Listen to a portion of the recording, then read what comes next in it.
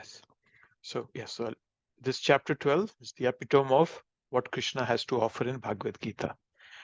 So these 5 verses that now we're going to study, they are about the different options that people who want to practice spirituality, they can move on this path in these various stages, right? So it's more about our consciousness. It's not on a gross level, it's more on a subtle level. If subtly we are thinking of Krishna in our subtle body, then we are living with Krishna. So these verses are very important. They have three, or four probably. They help us in these a few ways. So let's look at that first. So as I said, these are different options that are available. So they help us put a marker in the right place for us. Where do we stand in bhakti? They help us identify that part. Secondly, these verses will help us in our preaching, training activities, because we will be able to identify where the other person is and what Krishna expects from them, not what we expect from them. Sometimes we expect perfection from others, even though I'm struggling in myself. So these 5 verses will tell me about the different stages. So I'll be able to judge people. Okay, hey, this person is at that level, and so I should, reciprocate with him or her this way. And then it also shows Krishna's magnanimity, his large-heartedness. So he's giving repeated chances to everyone. Wherever they are, they can perfect their lives by following the path that Krishna is showing them. Okay. And fourth is that, yes, I said that we'll get to know where we are now, but it will also tell us where we have to reach. So there is an ultimate goal, and we also have some immediate goals and ultimate goals. So the ultimate goal is Krishna Prema. That is the ultimate goal, right? So let's look at the first verse of the 12th chapter, and this is verse number 8, sorry, not the first verse. Somebody wants to read the Sanskrit? Anybody want to give a try? I can try, Prabhuji. Hare Krishna. Hare Krishna, please go ahead. Mayeva mana adhatsva mayi buddhi nivesaya nema shishyasi mayeva ata urdhvam na samsaya. Yeah, urdhvam. Okay, yes. Eva mana adhatsva. So now you'll see that this chapter is full of my, me. Krishna is constantly going to focus on me, because he's come a long way from the earlier chapters where he would tell that, hey, fight Arjun and go to heavenly planets and enjoy. He's not going to mix words now. He's just going to be very straight. So again and again, Krishna is going to talk about himself now. Just fix your mind upon me, the Supreme Personality of Godhead, and engage all your intelligence in me. Thus you will live in me always, without a doubt. Okay, just give me 1 second.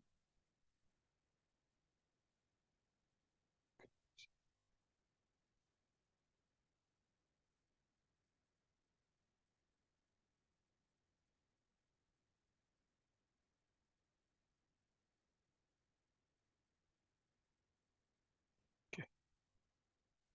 So the first verse is telling us, my eva mana adhatsva, my buddhim niveshaya, my eva shyasya samshaya, ata urdhvam na samshaya.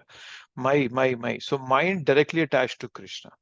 So here Krishna is talking about prema bhakti. This is pure devotional service. It's pure service in full love of Krishna. That's what's being talked about here, and we'll keep coming back to this picture as we move forward. So yes, that's the first goal. Mayeva manadhasva. And here the word Mai is not referring to anything else. It's just referring to the Sham Sundar form of Krishna, which Arjun is seeing, the two-armed form of Krishna. It doesn't talk about impersonalist, the universal form, nothing. Only about Shama Sundar form of Krishna.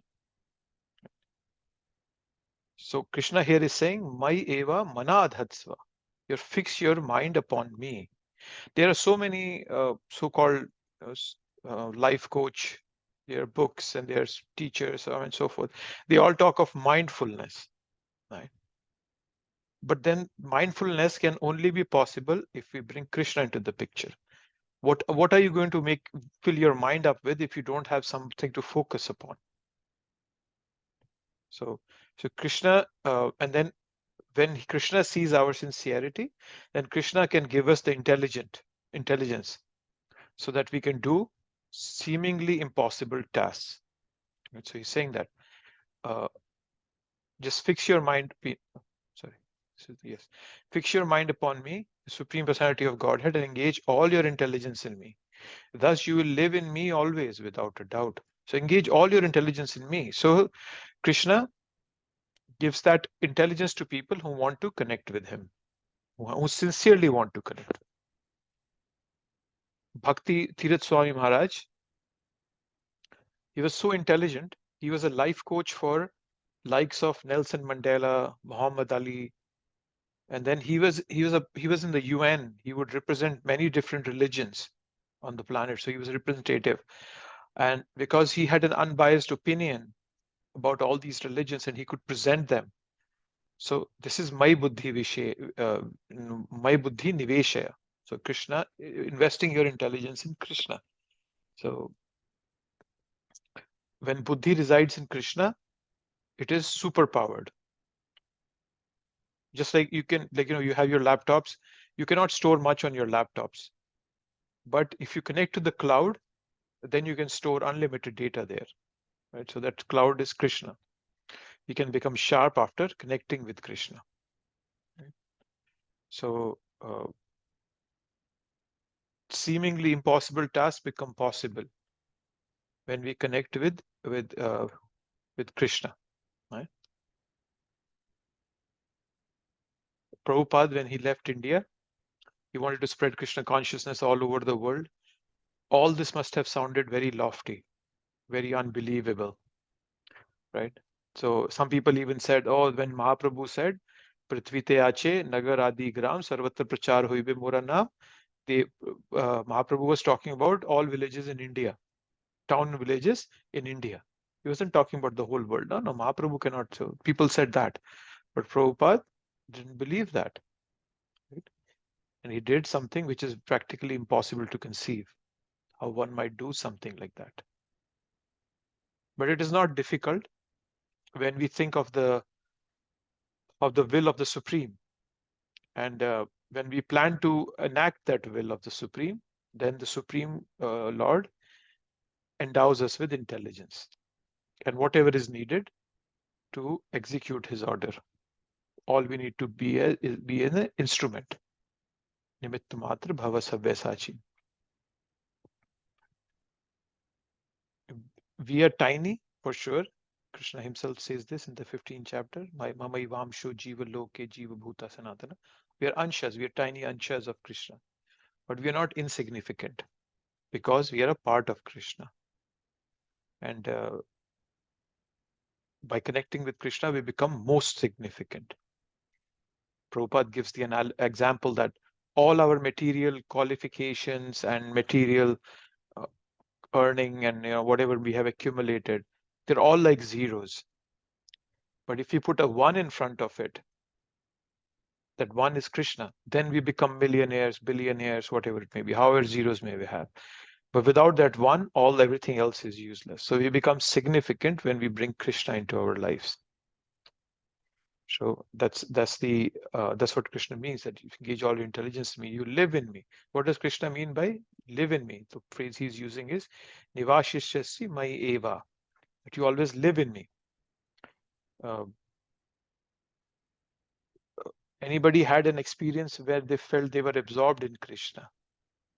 There are so many different ways. Can some give me an example of how absorption in Krishna would feel like, and if there is a situation where you have felt yourself absorbed in Krishna?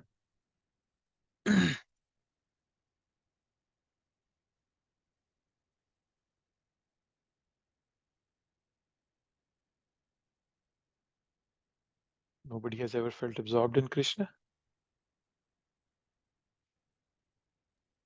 Prabhuji, whenever you are in the temple and you are doing seva, that is Okay. the time you feel totally focused without any disturbance, completely absorbed, because you're serving for Krishna, serving Krishna, right? Your thought is always there, especially like when I'm doing my backup service, I really feel very connected, very absorbed, because that 3 hours, whatever I'm spending, it's completely for Krishna at that time. All focus is there. So I feel very connected and very absorbed. Yeah, that's very good. Yes. What else? Anybody else has anything else they feel absorbed in?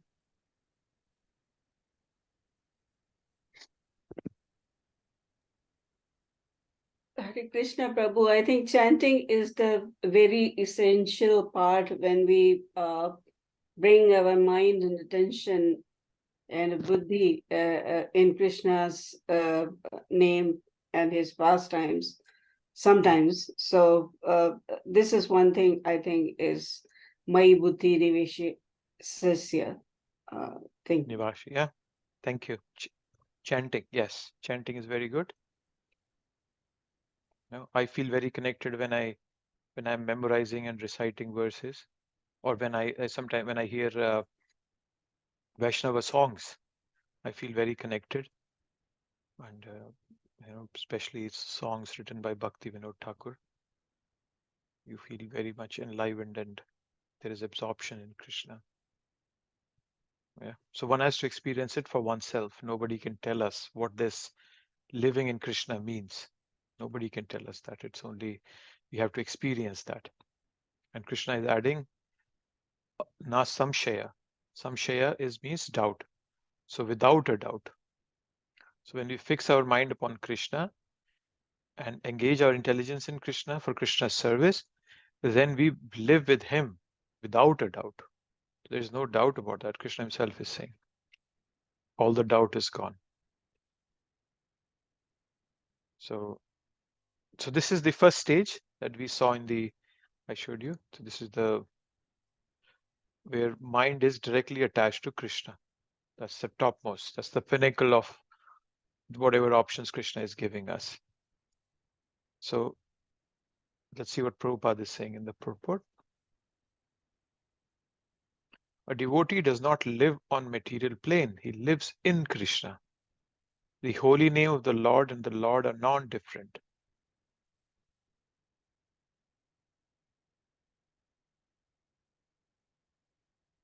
Therefore, a devotee chants Hare Krishna. Krishna and his internal potency are dancing on the tongue of the devotee. When he offers food, Krishna directly accepts those eatable, and the devotee becomes Krishnaized by eating the remnants.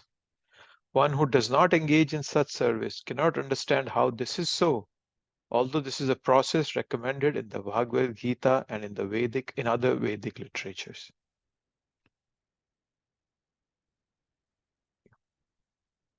So we live in Krishna, we become Krishnaized. So we all will become Krishnaized. Okay, so that's the first verse, first level of that option that Krishna is giving. Obviously, the topmost is my buddhi niveshaya. Then in the next verse, Krishna says, Atha chittam samadhatum na shaknoshi maisthiram abhyasa yogena tato mam ichhaptum dhananjaya. My dear Arjun, O winner of wealth, if you cannot fix your mind upon me without deviation, then follow the regulated principles of Bhakti Yoga. In this way, develop a desire to attain me. So, this is the next level. Atha chittam samadhatu na saknoshi maisthiram abhyasa yogena tato mam ichhaptum dhananjaya. So somebody say, okay, fine, I can't fix my mind on you, Krishna. Then what next? My mind right now is very much like a river flowing through us, towards us, like a sewer water or probably a garbage can. But we have to turn it. We have to direct it towards Krishna. You know, as Narad Muni says that in the third canto. Narad Muni? Or is it Devahuti? I forgot. So, but yes, it's in the third canto. It comes, right. Madguna Shruti Matrena Mai Sarva Ghvashaya Mano Gattir Anviched Yatha Ganga Basho Ambudham. Like, I want my mind to flow towards you, like the Ganga, which is always going towards Ambudha. Ambudha is the ocean. So that's what is the desire of a devotee, right? So with this practice, so this is sadhana bhakti. This verse is talking about sadhana bhakti, right? So in sadhana bhakti, where do we start? According to the third verse of Nectar of Instruction. Where do we start sadhana bhakti? So first was, vacho vegam, and all what you have to control. Vacho vegam and sakrod vegam, jibva vegam dharupastu. Yeah. So third verse. What's the third verse of Nectar of Instruction? Where does it begin?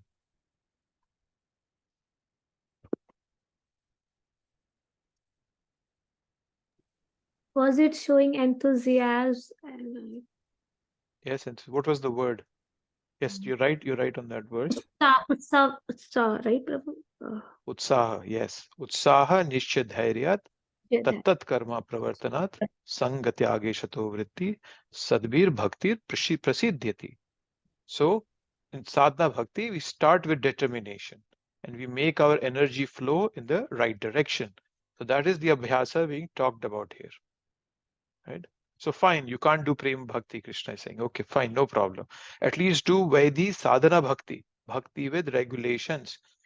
That is where we are right now. We are doing sadhana bhakti with regulations. This is called Vaidhi bhakti also.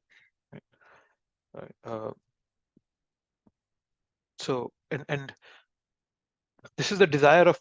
So it's not like we can at least desire to be in that position.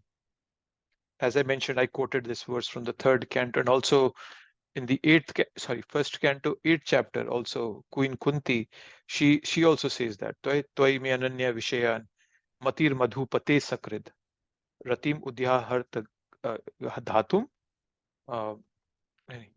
udyartha adha gange vogham udanvati. That may just like Ganga is always flowing towards the sea without any hindrances, let my attraction also constantly be drawn upon towards Krishna without being diverted to anybody else. So that's the desire of devotees, right? And that begins by doing Vaidhi sadhana bhakti. That is why this third verse of Nectar of Instruction, Rupa Goswami is clearly telling us this is the most important things you have to do, the 6 things he's telling us. And he starts with, with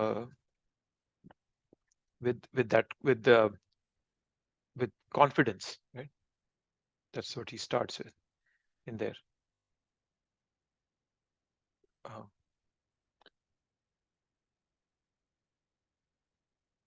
Yeah, so that's where he starts. And there where it begins, without being diverted to anything or anyone else. Right? So, and this is all by practice. We should clearly set goals in life. I should clearly set goals in my bhakti life so that I can progress. Right? It's not as if everything will happen automatically. I'll have to define my life more speared towards progress.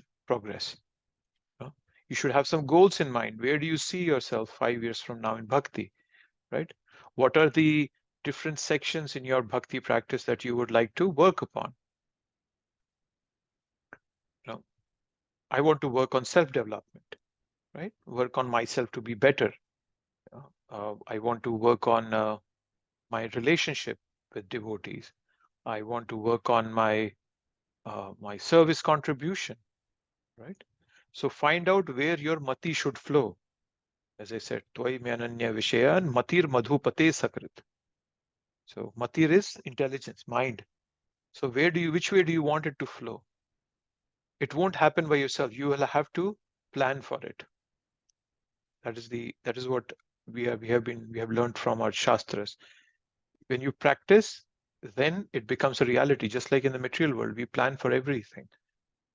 So in bhakti also plan. Okay, these are my goals. Set up goals like we do in at work professionally. Set up a goal for yourself spiritually also. Next year, when towards the end of this, not next year, sorry, this year towards the end of December, take a few days off and try to write down on a piece of paper what your goals are for 2024. What do you want to do? I want to take up one new service probably, or I want to memorize this chapter. I want to anything. There could be any goals. I like if self-development is my goal, I would like to read books on self-development. I would like to understand how can I use my self-development in Krishna consciousness. So try to give some very, very clear goals for yourself for next year. Then our mati will flow towards Krishna, right? So we all get motivated once we set up goals. Without goals, we never get motivated. Just imagine you have a football game and there are no goalposts. When I say, yeah, so there's just people running around after a ball with no outcome to it. But when you put 2 goalposts, the whole game becomes so exciting, like millions of people want to see it. Right? So we get motivated once we set up goals. So practice yoga. Right? So in this what Krishna is saying, in mantra meditation, we try to fix our mind on Krishna. Right? So we don't let our mind stray away. Right? That's the basic of our bhakti practice, of our chanting. It can stray away for a minute or two, but then we bring it back.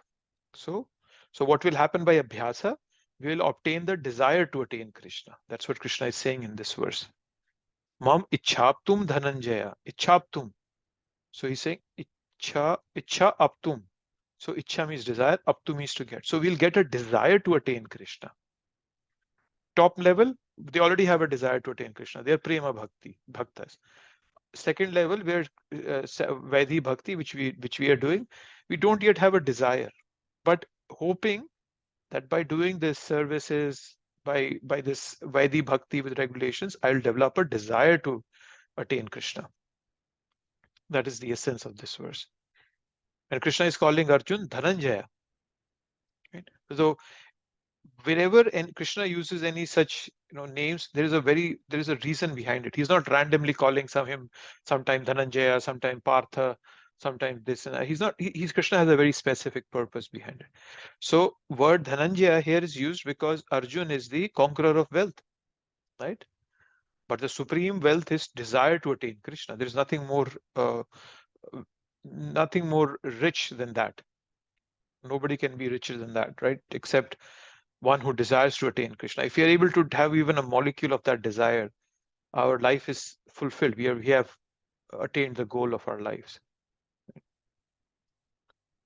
First, we have to discipline our mind, but then later it becomes joyful.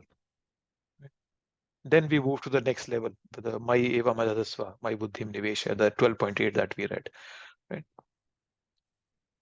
So Krishna calls him Dhananjaya because Arjun is as I said, conqueror of wealth. Right? During the Rajsuya Yagya of Yudhishthira sent Arjun, or he sent all his 4 brothers in 4 directions, and Dhananjaya or Arjun had brought a lot of wealth back, so he was named as Dhananjaya. But Arjun he's very scared of the concept of controlling the mind. If you remember in the 6th chapter also, Arjun said, that when Krishna said controlling the mind, he said, oh no, chanchalam hi mana Krishna, parmathi balavad dradham. So he says, Vayoreva Sudushkaram, that controlling the wind is much easier. But mind is chanchalam himana Krishna. Paramathi balavad dradham.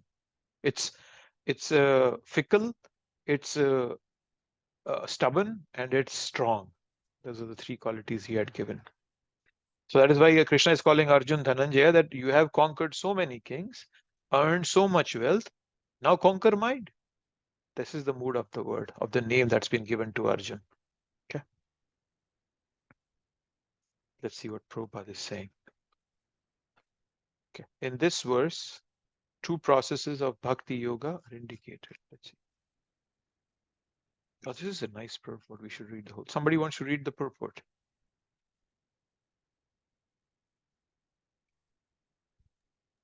I can read from. Yes, please. In this verse, two different processes of Bhakti Yoga are indicated. The first applies to one who has actually developed an attachment for Krishna, the Supreme Personality of Godhead, by transcendental love. And the other is for one who has not developed an attachment for the Supreme Person by transcendental love. For this second class, there are different prescribed rules and regulations one can follow to be ultimately elevated to the stage of attachment to Krishna. Bhakti Yoga is the purification of the senses. At the present moment in material existence, the senses are always impure, being engaged in sense gratification. But by the practice of Bhakti Yoga, these senses can become purified. And in the purified state, they come directly in contact with the Supreme Lord. In this material existence, I may be engaged in some services to some master, but I do not really lovingly serve my master. I simply serve to get some money. And the master also is not in love. He takes service from me and pays me. So there is no question of love. But for spiritual life, one must be elevated to the pure stage of love. That stage of love can be achieved by practice of devotional service, performed with present senses.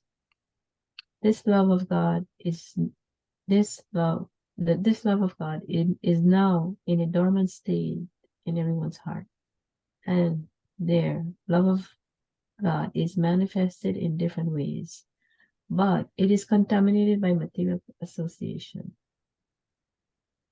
Now, the heart has to be purified of material association, and that dormant natural love for Krishna has to be revived. That is the whole process. To practice the regulative principles of Bhakti Yoga, one should, under the guidance of an expert spiritual master, follow certain principles. One should rise early in the morning, take bath, enter the temple, and offer prayers and chant Hare Krishna. Then collect flowers to offer to the deity, cook foodstuffs to offer to the deity, take prasadam, and so on. There are various rules and regulations which one should follow, and one should constantly hear Bhagavad Gita and Srimad Bhagavatam from pure devotees. This practice can help anyone rise to the level of love of God, and then he is sure of his progress in the spiritual kingdom of God. This practice of Bhakti Yoga, under rules and regulations, with the direction of a spiritual master, will surely bring one to the stage of love of God. Thank you. So now this paragraph in itself is, one paragraph also, but this purport is more than enough for anybody to become a devotee. Right? And just this paragraph that I've highlighted is more than enough for us to understand what the whole world, what's going on in this world. So I have love of God in my heart. It's not as if I achieve it. No, it's already there. So what the Guru does, what Prabhupada is doing here for us is just helping us in cleaning our hearts. It's been contaminated by material association. And now the heart has to be purified. And the dormant natural love for Krishna has to be revived. That is the whole process. So the whole process of bhakti is right here in these 4 sentences. We don't need anything else. That's the beauty of what Prabhupada has given us. Nobody has ever explained bhakti in such crisp, clear ways as Prabhupada has done for us. And he's given us a very clear path also as we move forward. It's a very clear path. The path is, where is that? The practice of Bhakti Yoga under the rules and regulations, direction of the spiritual master will surely bring one to the stage of love of God. So rules and regulations and taking direction from the spiritual master. It's 100% guaranteed that we will attain the love of God. We'll attain Krishna, love of Krishna. So what better than this? So if we cannot fix our minds on Krishna, then we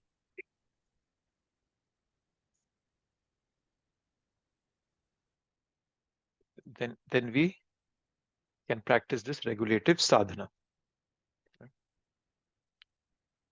We can invest in this process, right? So this regulative principles of bhakti.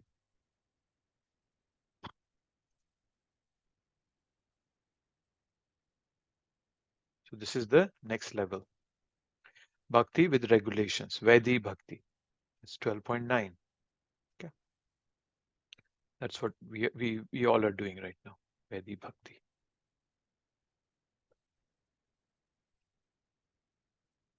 But when we do it with the right intention, it can take us to a love of Krishna. Yeah. Akbar, you all know who Akbar is. So Akbar was very famous for his love of art and art and music.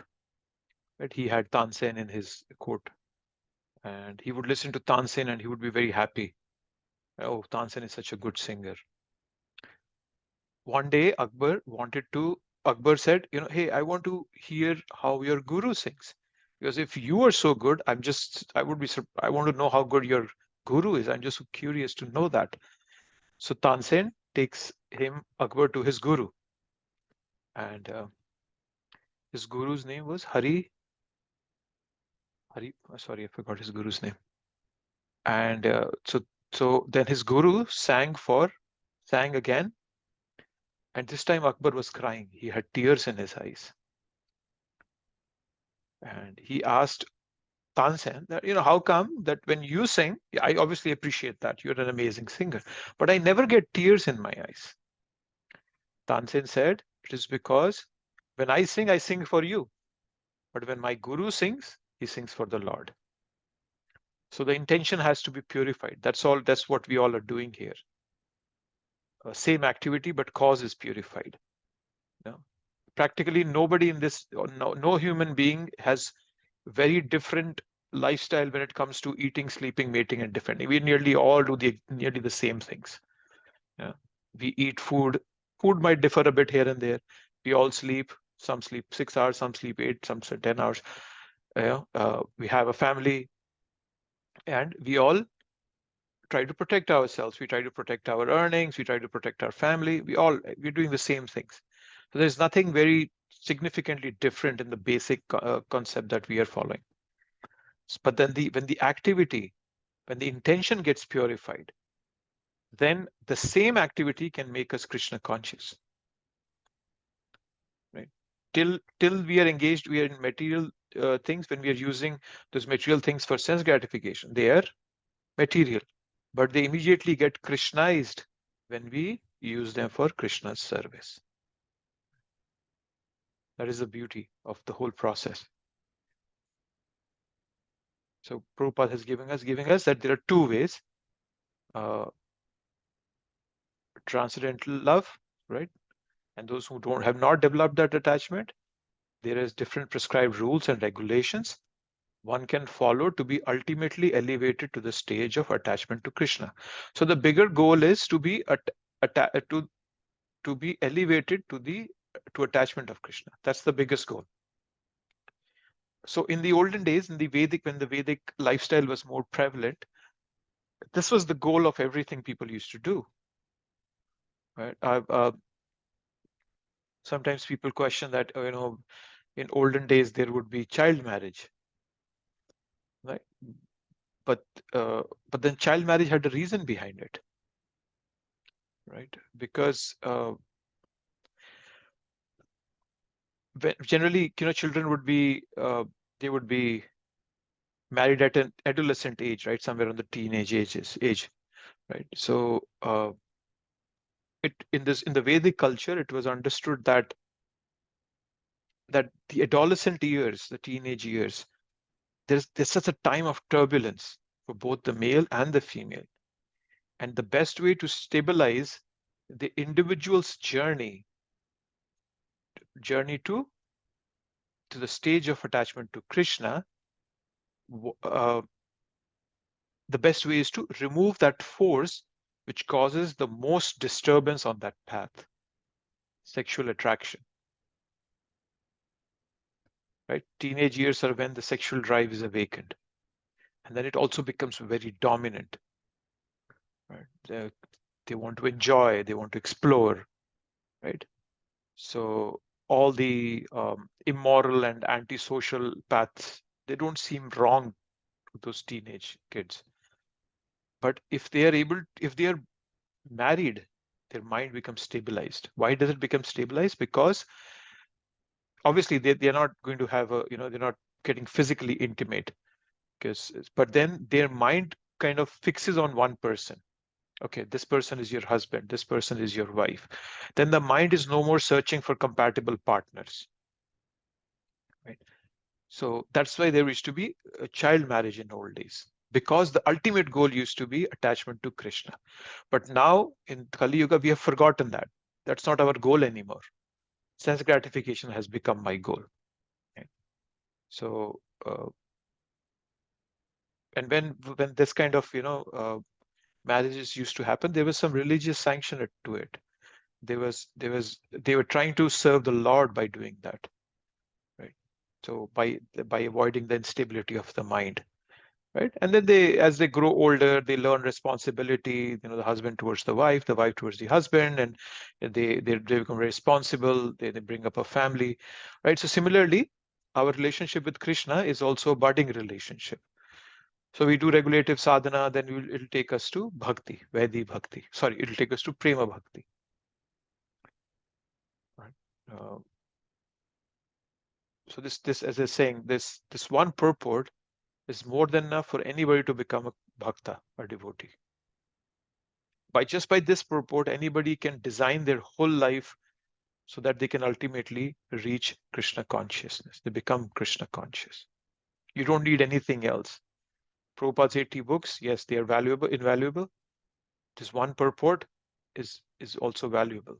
Anybody can read this. Right? So we don't understand the value of what Prabhupada has given. At least I don't fully. I'm sorry, not all of you, but I don't fully understand the value of what Prabhupada has given us. Right? So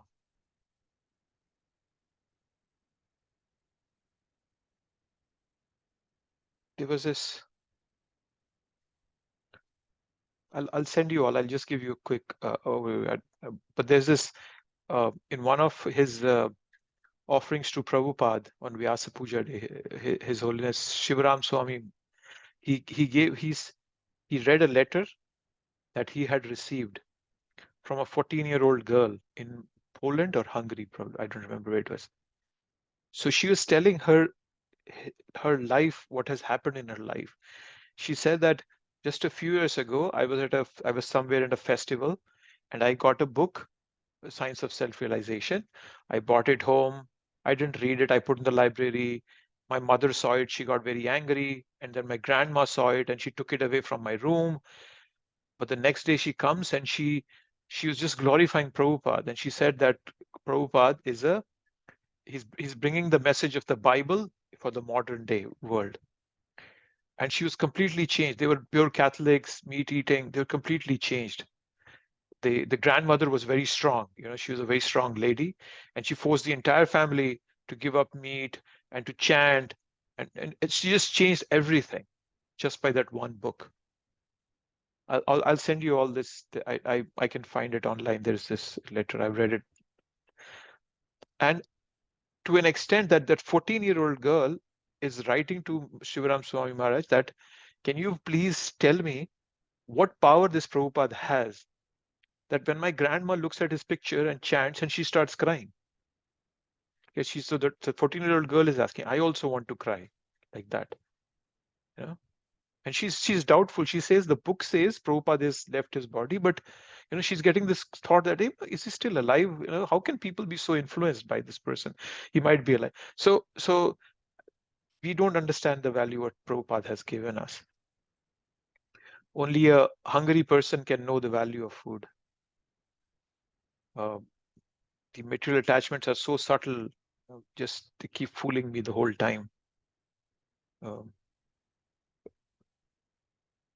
Rupa and Sanatana Goswami, they wouldn't even sleep under the same tree. You know why? Because they would get attached to the tree. And They're so subtle. Material attachments are so subtle. We can get attached to so many things. To my bedroom, to my restroom, which restroom I use, and what clothes I wear, and what car I drive. I get so attached to all these things. So we have to take advantage of whatever we have, do the Vaidhi Bhakti, and attain the final goal of Prema Bhakti.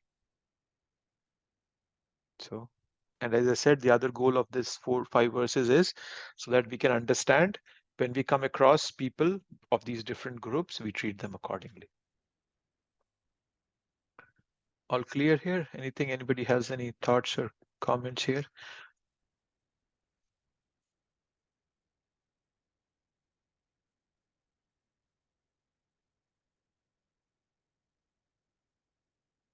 No thoughts, no comments. Prabhuji, Yes. you were telling, right, about these 5 verses and what is the goal of these 5 verses. So you mentioned first that they help us identify where we are in the bhakti, right? That is the first thing you mentioned, right? Yeah. And I just want to repeat because I think so I missed some point here. And then you also mentioned that it helps us judge where other person in which level of bhakti he is in, right? And then the third, you mentioned that where you want to reach in bhakti, your ultimate goal in Krishna Prema. And then you mentioned about the magnanimity of Krishna. Yeah, these are the 4 points. Yes, you rightly brought them. First, identifying where I am, identifying where others are so that we can offer them bhakti in the right way. So preaching and training value, Krishna's magnanimity, his large-heartedness, that he's giving chances to everybody. Yeah, and then also for me, so that I know what my ultimate goal is. Yes, that's right. You brought out the right 4 points. Prabhuji, when we talk about like we are doing Vaidhi sadhana bhakti, right? And ultimate goal is to go to Prema bhakti. So when you say Vaidhi bhakti means we are like following the regulative principles and we are trying our level best to do a prescribed duty, keeping Krishna in the center. So I'm still not understanding what is this Vedic Bhakti, even though after understanding, but still I'm not understanding. I don't know how to explain that, but yeah. Means when we say we are doing the Vedic Bhakti, what exactly means? Obviously, we are not crying for Krishna. We are not lamenting for Krishna. We have to develop that love for Krishna. We are trying by doing all these prescribed rules and regulations that are given to us in the path of bhakti, right? That is where we are. So what definitely the big piece that we are missing is the real love for Krishna, right? Yes. So Yeah, we are. So this is what Prabhupada tells us here.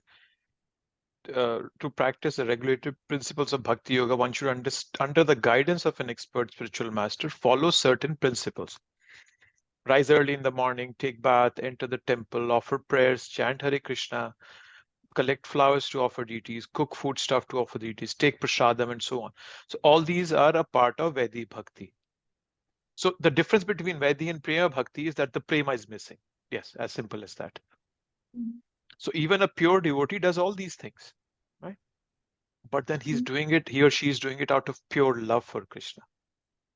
But I'm also, sorry, go ahead. Prabhuji, how do you identify a pure devotee? I know we will say all our spiritual masters are pure devotees, all our acharyas are pure devotees. But how do you know, how do you identify, which eye you have to identify a pure devotee, Prabhu? Well, we talked about it, right? Let me pull up the chapter, 11th They have canto. wisdom, they have knowledge, they are full of humility, they are wise, they are considerate, they are passionate, they equivision, all that stuff I do get. But how do we? It looks theoretical. The pure devotee is Uttama Bhakta. Okay, so let's look at these verses. There are we discussed some of these. 11th canto, 11 to 46, 47, and 48, I think. And I'll share some other research also. How to identify a pure devotee.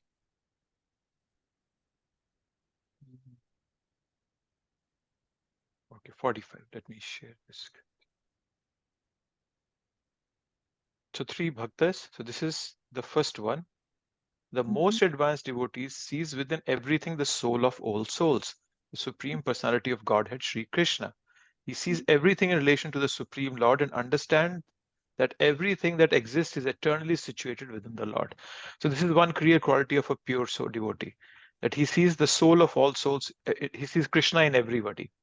So now how does that manifest? Your next question could be, that person will be completely free of envy, anger, or he'll love everybody, as all these senior devotees you see, right? They're not discriminating.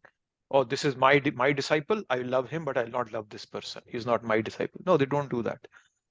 So how does this manifest?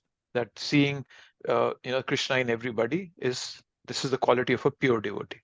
That's how you identify. So if you see a person who's free of envy, who's free of anger, and who has, as we read in the first verse of Nectar of Instruction, whose senses are controlled, right? So that person is a pure devotee. That's how you identify a pure devotee. So this is the Uttam Adhikari, and you can read this purport to know what the Uttam Adhikari is like. This is a very long purport Prabhupada has given. So Prabhupada talks about these Uttam, Madhyama, and Kanishta Adhikari in detail in these 3 verses. The next verse is about Madhyam Adhikari. How does Madhyam Adhikari behave? He's offering his love to the Supreme Personality of Godhead. So he's offering his love, whatever he can gather. So devotees, so like, I'm not saying all devotees are in Madhyam Adhikari, but somebody who has practiced for 20 or so, 15, 20 or so years, you expect them to, that if everything has been going fine, they have been putting in their sincerity, they have become Madhyam Adhikaris. So whatever love they can gather, they offer it to Krishna.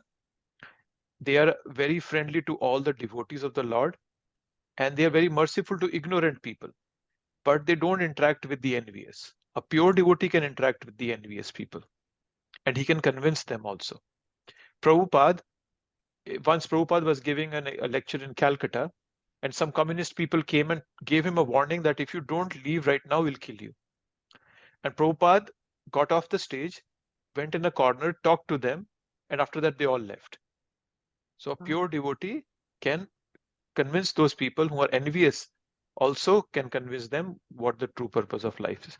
But this is Madhyam Adhikari. So how to identify a Madhyam Adhikari? He will not try to necessarily convince everybody to bhakti. He will know how to know, okay, this person I can talk to, this person I cannot talk, I will not be able to convince them. He has mercy in his heart.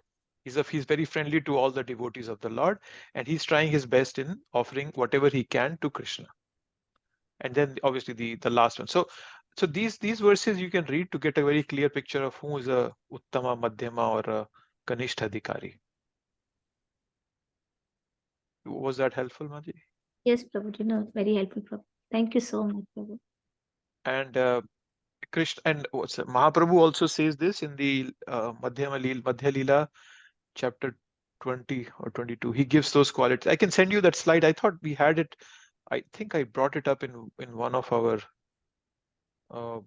discussions in, I think, was it chapter 3? Was it Nectar of Instruction? Just give me one second. If I can. Nectar of Instruction, Prabhuji read all these 3. Yeah, I think there was also those. I thought we had all the examples, or not all examples, references for these Kanishta, Uttam, Madhyam, Adhikari. I'm seeing which slide was it. If I could find it, I can quickly show it up here. So See, you are posting the slides in the drive, right, Prabhuji? This 12th also. I don't think I have put. I'll check if I've missed something, I'll put it there. But I had been putting there for some time. I did not.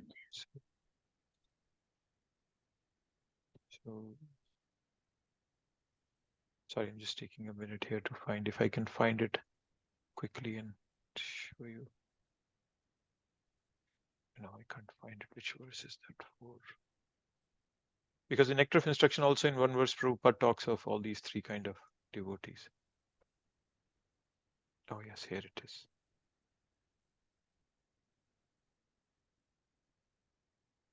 Computer is very slow.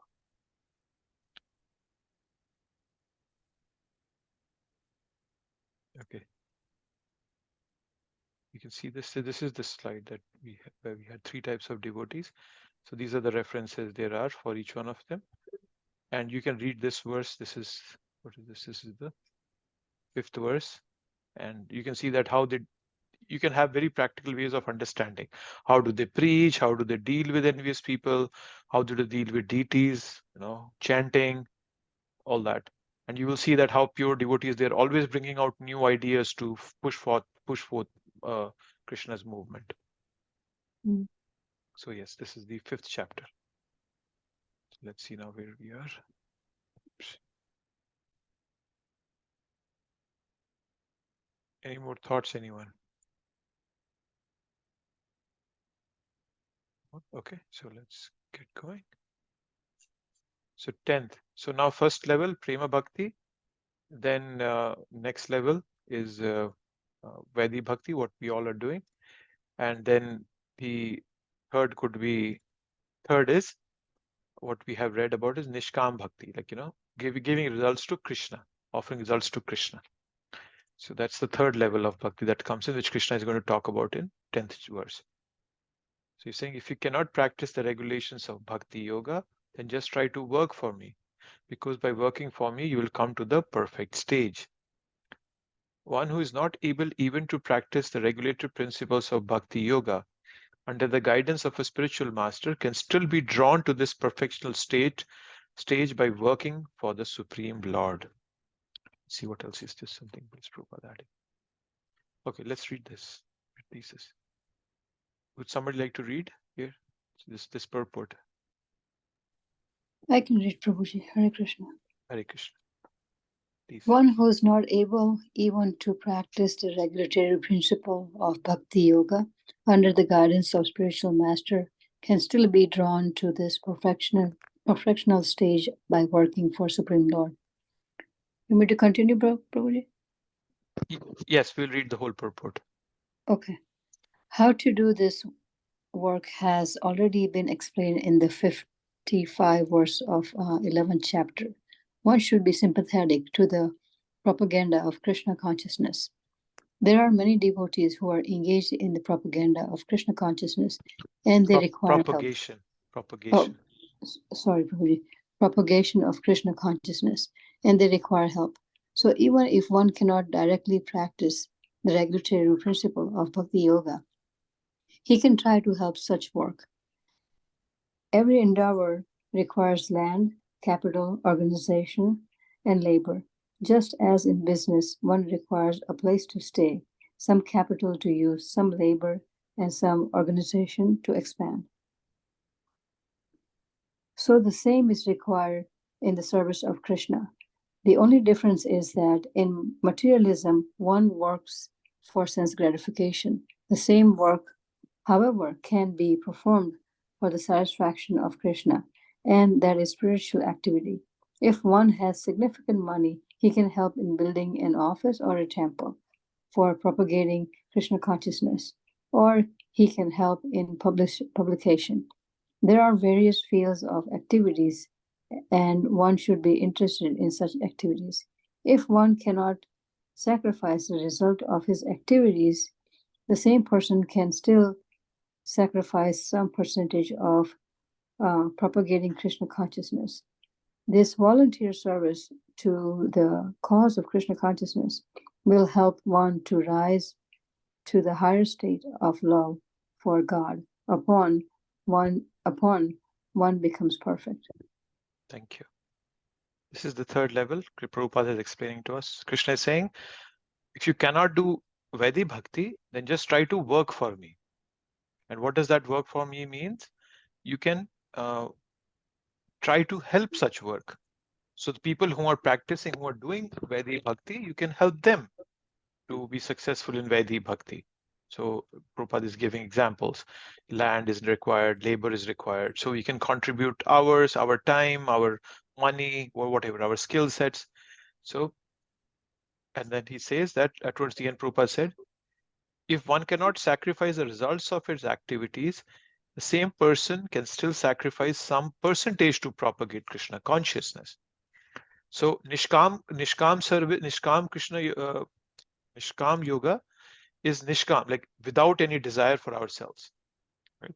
So doing it for Krishna, and that includes everything. Whatever we do, we can give money for buildings or whatever it may be. And it could also be towards the end, Prabhupada is saying, if you cannot give everything, give a part of it. So that becomes sakam. There's still some desires in my heart, but also some part of my heart wants to give for Krishna. So giving results to Krishna, that's the third level of this bhakti process that Krishna is giving. So we had the first one was prema bhakti, Vaidhi bhakti, and now Krishna is saying practice of giving up your results for some for Krishna, right? By working, we'll be able to come to Krishna. So Prabhuji, we are doing Sakam Bhakti also, right? Yes, Sakam Bhakti also, yes, we're doing. We have Sakam mixed in our Bhakti, in our Vaidhi Bhakti also. But you're not a purely a Sakam Bhakta. That's the difference. Because as I was showing in this picture, you're still, you have Krishna in the center. But generally, people who are doing Sakam, they have a lot of desires in their heart, but they're connecting to Krishna also. So you can say people who come to the temple, they want to connect, but still they are not yet fully devoted. They still have a lot of desires floating around. But people who have made commitments, like all of you, so you are doing Vaidhi Bhakti. Vaidhi Bhakti is the more prominent part of our process then. Because you have made a commitment, you are dedicating your lives to bhakti, going to temple on weekdays, weekends, whatever you can do. So Vaidhi bhakti is the prominent bhakti what we are doing. Yes, Prabhu. Thank you so much. So yes, so that's what is here being done here. So give results to Krishna. That's what being told here. So where Krishna is saying mat karma, mat karma. So offer it to me. So it's Krishna is still saying connect with me by offering it to me, right? So and working can be direct, right? Do his work, all that, or offer the results of work to him, by offering him a part of our earnings. So that's Sakam Karma Yoga. That's Sakam Karma Yoga that Krishna is mentioning here, right? So as I was, so all these processes are for our purification. Whichever level any person is, if they continue to behave in this way or work in this way, they will eventually be purified and reach prema bhakti. Like I was mentioning about Rupa and Sanatan Goswami, right? So Man Singh was so Akbar had a kind of a good agreement with the Rajputs. Man Singh, Jaipur. Man Singh was also favorable towards bhakti. He was also interested in that. But obviously he couldn't personally be doing bhakti. He was a king. When Akbar was building Fatehpur Sikri, many of you might have been there. Fatehpur Sikri is a place in UP, Uttar Pradesh, more towards Agra. I think you have to go beyond Agra for that. So Fatehpur Sikri, when he had that beautiful red sandstone that was being transported to build that Fatehpur Sikri. So what did Man Singh do? He redirected a part of that the red sandstone towards Vrindavan for Rupa and Goswami, because he was so impressed by Rupa and Sanatan Goswami that he gave a part of that, or he, without Akbar knowing, he gave it to them. With that, the Radha Govind, the temple was built. So what Man Singh was doing was he was doing this part, this 10th, what we are seeing. He didn't have pure bhakti. He couldn't do Vaidhi bhakti also because he was a king. But he could use whatever he had, whatever job he had, or whatever whatever things he had in his hand were in his control, he could use some of them for Krishna service. So that's an example of this level of bhakti that is being done here. This is 10th verse. So this is the 10th one. 11th one. So this is again next level. So the first is prema bhakti, Vaidhi bhakti, Sakam bhakti or Nishkam bhakti, and then the fourth one is where now Krishna is saying, give up results for a good cause. Okay, so this could be sakam, and intense sakam. There is a lot of desire in my heart, and I'm not necessarily giving it to Krishna directly. And let's read that verse actually, then we will see what it is. So if, however, you are unable to work in this consciousness of me, then try to act giving up all results of your work and try to be self-situated. Right? So Prabhupada says it may be that one is unable even to sympathize with the activities of Krishna consciousness because of social, familial, or religious considerations, or because of some other impediments. If one attaches himself directly to the activities of Krishna consciousness, there may be objection from family members or so many other difficulties. For one who has such a problem, it is advised that he sacrifice the accumulated result of his activities to some good cause.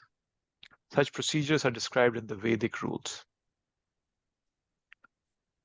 So in that respect, social service, community service, national service, sacrifice for one's country, etc., may be accepted so that someday one may come to the stage of pure devotional service to the Supreme Lord. So obviously you have to be in a good mood, in a good mindset. It's not like I can be a fool, ignorant, and these all will be counted. Obviously, some of my intentions have had to be purified, even though I'm not in bhakti or I'm not offering it to Krishna, but I am in that mindset that, oh, I have to do something good. That mindset is still there. Right? So Krishna is saying you start practicing of giving up results for some good cause, digging wells, opening hospitals. That makes us more selfless. The more we become selfless, the more Krishna comes closer. So slowly, by working in this sense of sacrifice, the concept of sacrifice develops in our heart and mind. So just imagine how broad is Krishna's concern and how accommodating he is. So he's even saying that, okay, you're not connected to me, at least cultivate the value of sacrificing. So concern for others is a beginning of their consciousness towards Krishna. Concern for others is that person's beginning of their consciousness towards Krishna. That's the first step they're taking towards Krishna. Right? We have talked about it, right? A lot of agyat sukriti, you help people. When it accumulates, then you meet devotees, and then Krishna gives you devotees, prasadam, temple, deities, everything. And then you make those right choices and you keep progressing in bhakti. So accumulating those agyata sukriti is the first step towards bringing our consciousness to Krishna. And we all have done that in our past lives, in this life. All our propensities, not the sinful ones, we all have propensities, right? And when we act with a selfless attitude, they all accumulate and bring us to bhakti.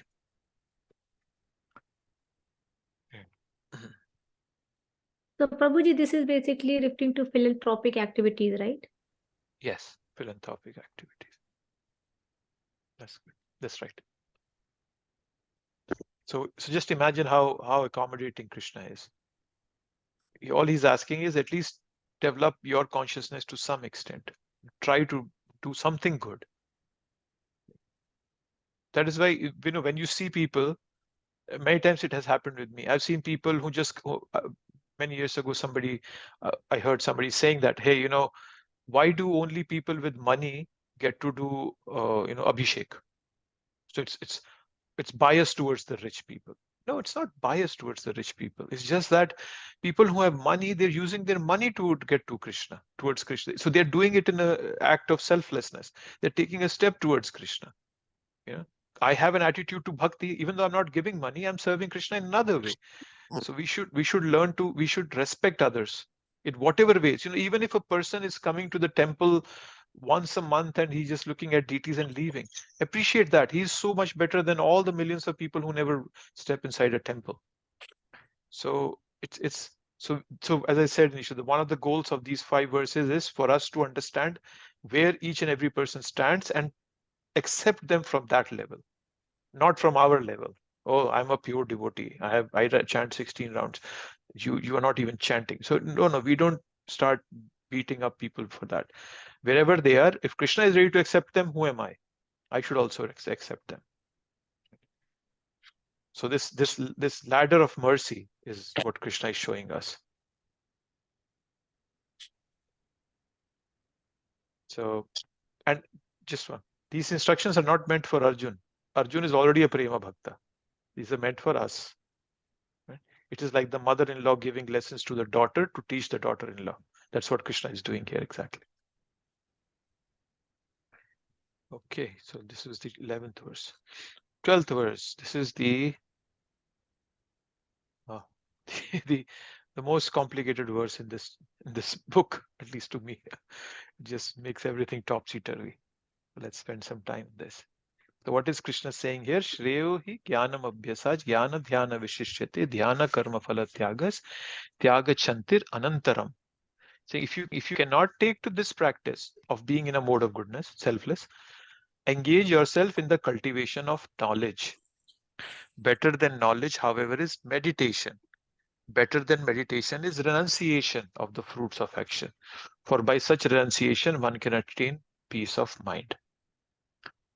So let me, I think I have a slide. Here's my slide. Okay. So let's look at it. Okay. I hope the font is big enough for all of us to see. So we have been reading the hierarchy in Bhagavad Gita. Karma, Jnana, Dhyana, Bhakti. Karma, Jnana, Dhyana, and Bhakti. That's the hierarchy that's been given to us. We have read all of this, right? You all are clear about this?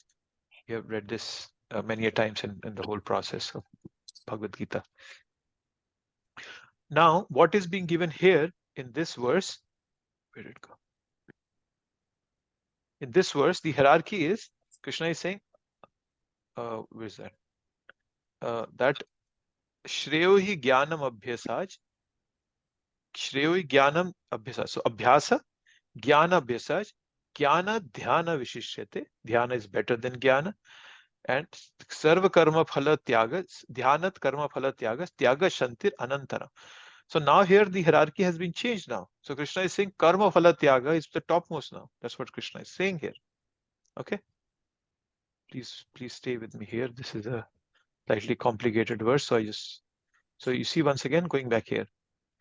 Engage yourself in cultivation of knowledge.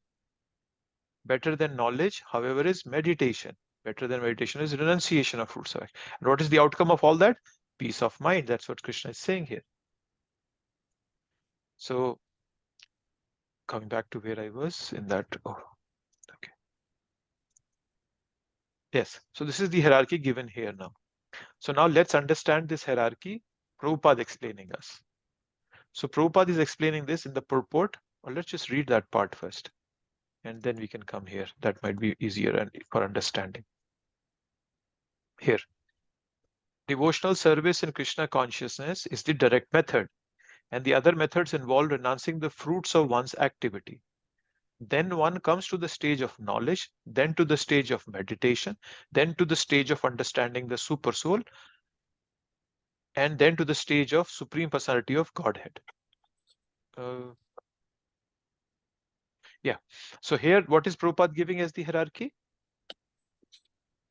This is what Prabhupada is giving as the hierarchy here. Abhyasa yoga, he's saying, is nishkam karma, giving up the fruits of activities. Then he says jnana, dhyana, and he's saying karma phala tyaga is working for Krishna's sake. So this is the hierarchy that Prabhupada is explaining us. Okay. So it's a bit tricky the way Krishna is speaking. So it's thankfully we have Prabhupada to explain this to us. So once again, Bhagavad Gita says karma, jnana, dhyana, bhakti. What this verse is saying, abhyasa, jnana, dhyana, and karma phala tyaga. Prabhupada tells us that this karma phala tyaga is not the giving up your fruitive activities like, nishkam karma yoga. No, this is Krishna. So you are doing everything for Krishna's sake. All your karma is for Krishna. So this is bhakti actually. And the abhyasa yoga which is being talked about is nishkam karma yoga. That's what Prabhupada is telling us. Okay.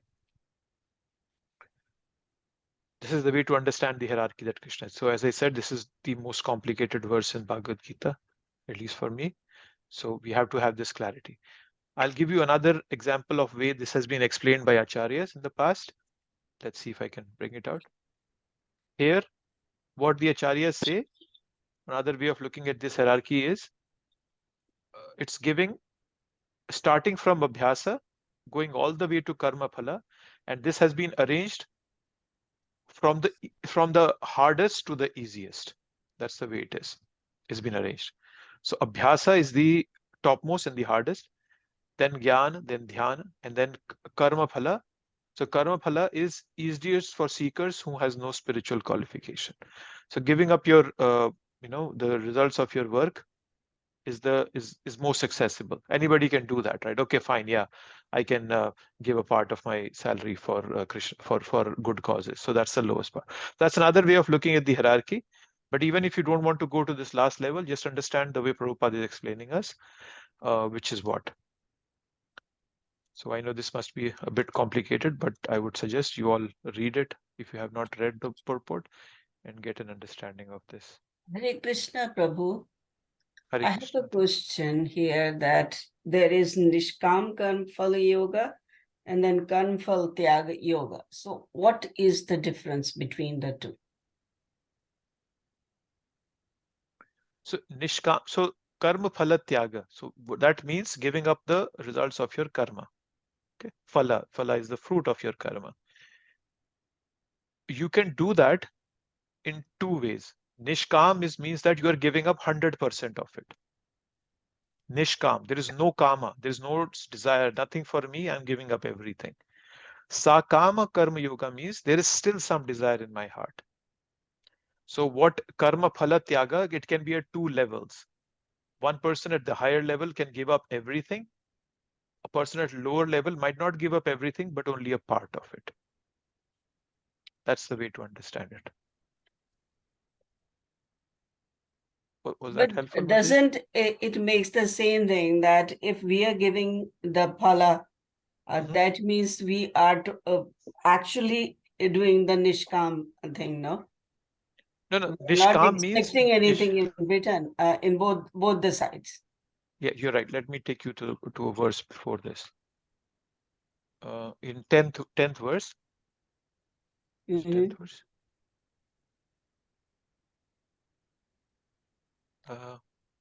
Here, they say,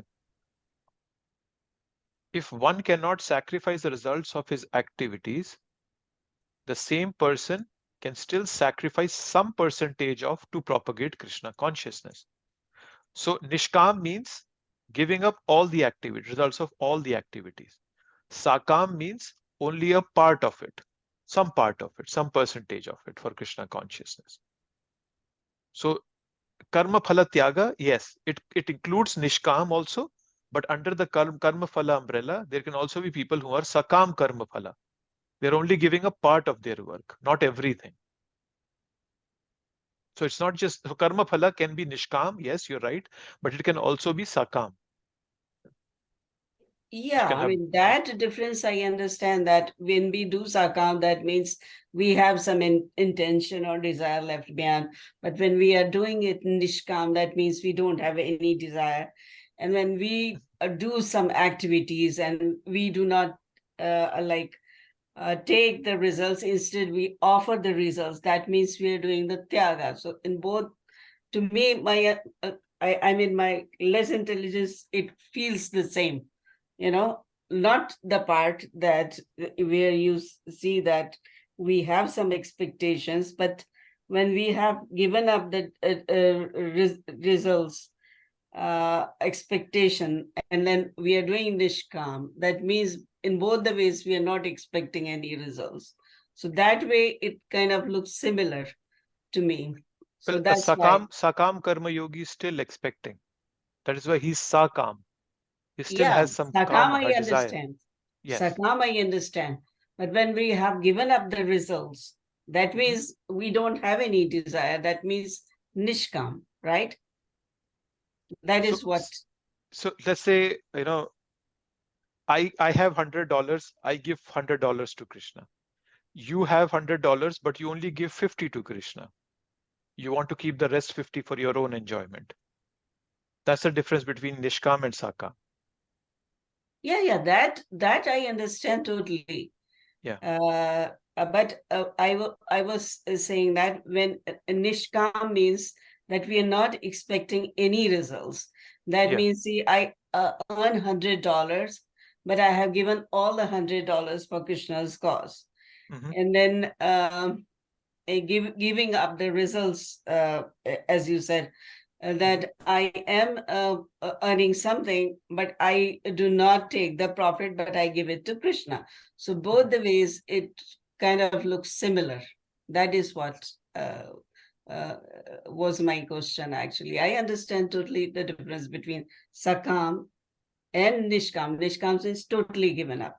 But Sakam is we expect, but giving up the results even after we have earned something, totally, that means that is again kind of Nishkam thing, no? That is what I wanted to bring to your attention. Yeah. So Yes, that maybe is right. I'm wrong in some way.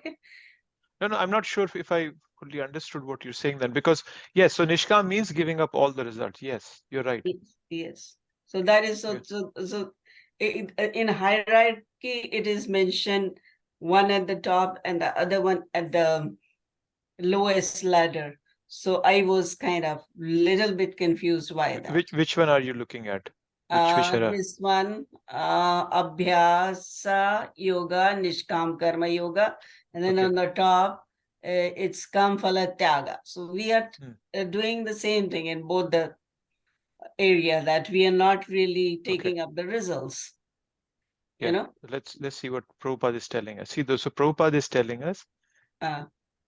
So he's saying that's why that's the Prabhupada's renouncing the fruits of one's activities. That's the Nishkam Karma Yoga. Yeah. Then you come to Jnana, Dhyana, and then to the stage of the Supreme Personality of Godhead. Here, you are giving all your fruits to Krishna. You're offering everything, but it can be at a couple levels, right? I talked about in a mode of goodness, people opening hospitals, digging wells.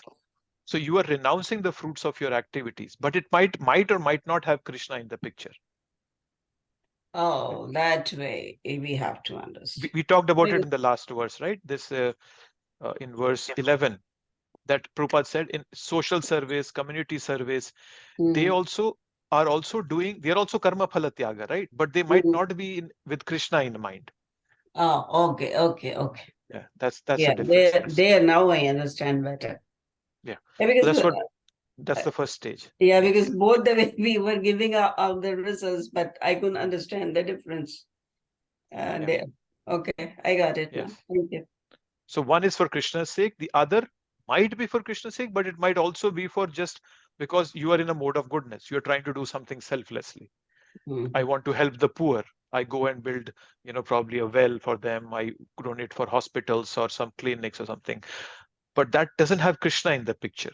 But that also has value. That's what Krishna is saying. He's saying that whichever stage you are, I'm ready to take you from there to bhakti. That's the magnanimity of Krishna. Okay, now I understand it better. Yeah, thank you. Yeah. And as I said, these three are, so this is the first one is what we have been hearing. This is second one is what been given in this verse. And this is the way, third one is how to understand what Prabhupada is giving us. So these three are good enough for us to understand this hierarchy. As I said, it is very complicated, could be a bit complicated. Yeah. Yeah. Okay, thank you, Prabhu.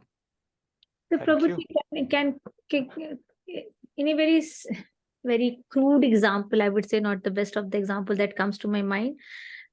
So karm phal tyag yoga, not a good example. Again, I'd say, suppose $100, I put it in the dan patra, okay, in the temple, and the $100 I give it to a beggar.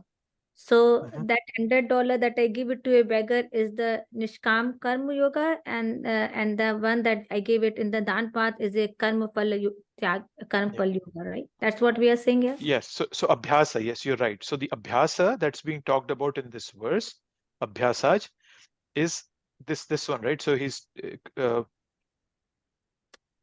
is this one, yes. So what we have just read before that verse, where it could be community service, social service, service to the country. So that is covered under that Abhyasa Yoga. That is why it's the lowest, right? So Abhyasa, Jnana, Dhyana, and Karma Phala Tyaga. So as Prabhupada has explained us that, let's read what Prabhupada is once again. Yes, renouncing the fruits of one's activities. So his Prabhupada is not saying this renunciation is for Krishna. Yes, you're renouncing the fruits of one side. As you said, you gave it to a beggar. You still got some pious credit for it. Krishna even appreciated that. Right? But then obviously dhyana is better, and then the last is Supreme Personality of Godhead. So the last one is the where is that? Yeah, so the Karma Phala Tyaga, which is being talked about here, is the Karma Phala Tyaga specifically for Krishna. That I've given everything for Krishna, to Krishna. Tan, man, dhan, everything offered to Krishna. That's what you meant, Mataji, right? Yes, Prabhuji. Thank you so much. You're welcome. So please read these. This chapter is of utmost importance. If you don't want to read anything else in Bhagavad Gita, please read this chapter. Prabhupada's purports are extremely valuable. What Krishna is saying is out of the world. So, yes, we are at 8:31. I'll pause here. If anybody has any... Can we go through the questions and all? I know Sure. everybody have got something to discuss in that.